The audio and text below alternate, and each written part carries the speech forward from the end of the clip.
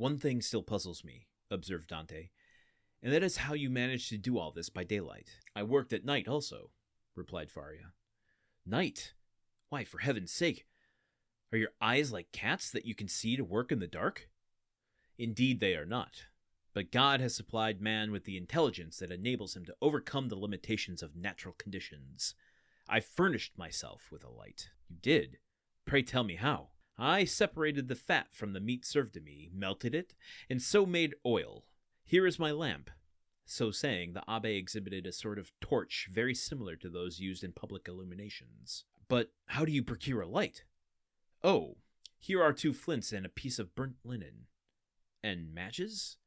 I pretend that I had a disorder of the skin and asked for a little sulfur, which was readily supplied. Dante laid the different things he had been looking at on the table, and stood with his head drooping on his breast, as though overwhelmed by the perseverance and strength of Faria's mind. You have not seen all yet, continued Faria, for I did not think it wise to trust all my treasures in the same hiding place.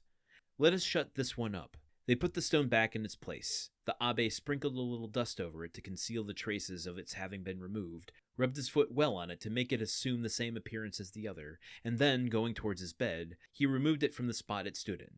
Behind the head of the bed, and concealed by a stone fitting in so closely as to defy all suspicion, was a hollow space, and in this space a ladder of cords between 25 and 30 feet in length. Dante closely and eagerly examined it. He found it firm, solid, and compact enough to bear any weight. A rope ladder. Interesting.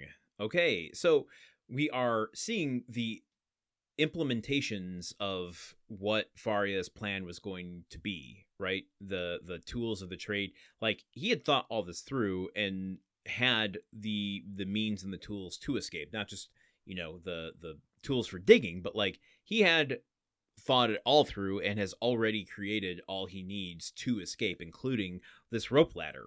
It's a odd way of building suspense, because Dumas is forcing us to do some mental calculations here. Like, we now know the extent to Dante's desire to escape, and because we know of his physical capabilities, we're now adding to this equation tools that can be used to make that a reality.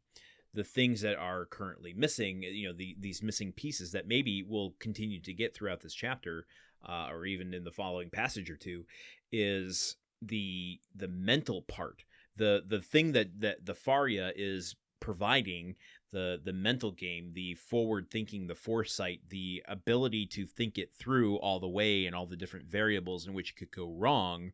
Dante has been missing that. I mean, he's been missing all of this. Hold on, let's take a step back for a second. This has been what, a couple days since he first had the prisoner, i.e. since Faria first made sound in his cell beneath the floor, while he waited for Faria to finish his tunnel and appear to Dante. Now, like, as soon as that happened, I think this has just been one day, like half a day even. Once Faria appeared in Dante's cell, we're still in that scene. Dante is now in his cell. I think this is the sort of thing we lose sight of doing an episode a day and reading a page a day, is like, this is all one thing.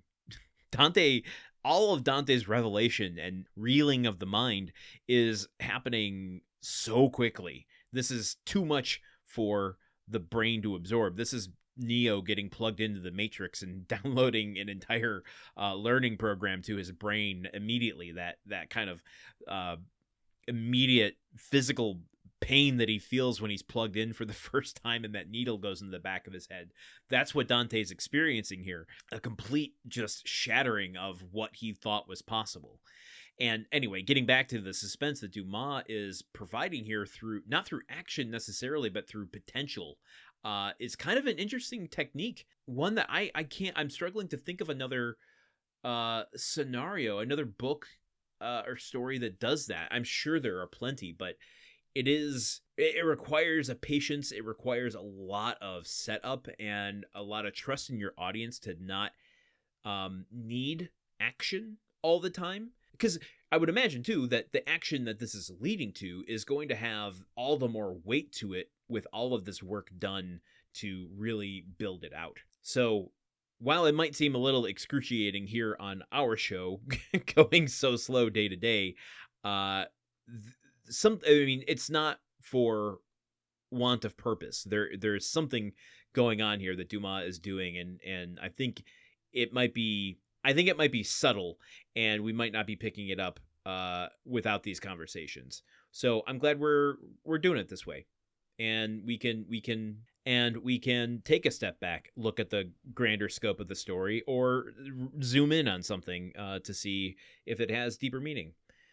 I've never done this with a book before. Maybe I'll never do it again, but we're doing it now, and I feel like I'm learning a lot, not just about the Count of Monte Cristo, not just about Dumas, but about stories in general and how they're told and what they can actually do. So it's been a learning experience for me. I'm glad you're here. I hope you will continue to be here, including tomorrow when we continue with more of Chapter 17. Until then, I'll see y'all.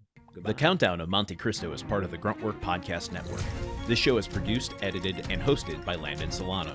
The original text of The Count of Monte Cristo by Alexander Dumas. Theme song by Magic Solo. If you want to support the show and others like it, visit patreon.com/gruntworkpod. Thank you for listening. See you tomorrow.